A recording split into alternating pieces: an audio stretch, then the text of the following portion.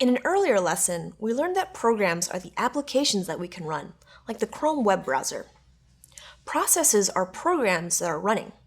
We can have lots of processes running for the same program, like how we can have many Chrome windows open at once or lots of movies playing using one program.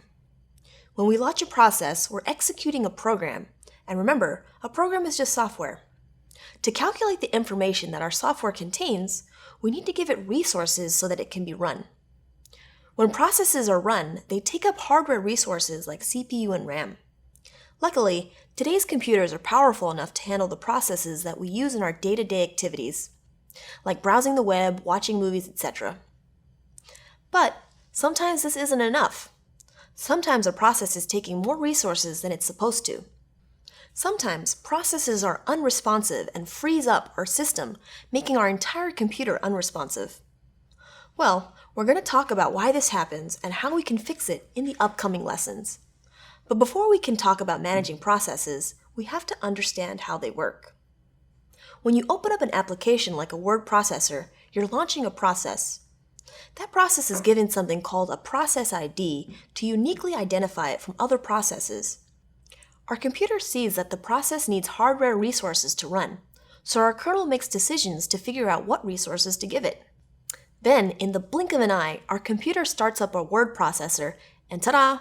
We're ready to start working. This happens for every process you launch yourself and for every process you don't even know is running.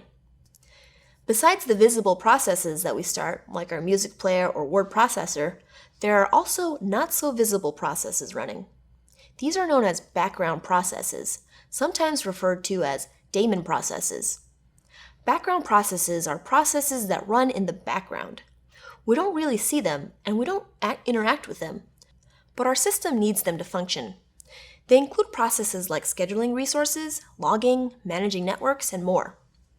When we take a look at all the processes running on our system, you'll see what I'm talking about.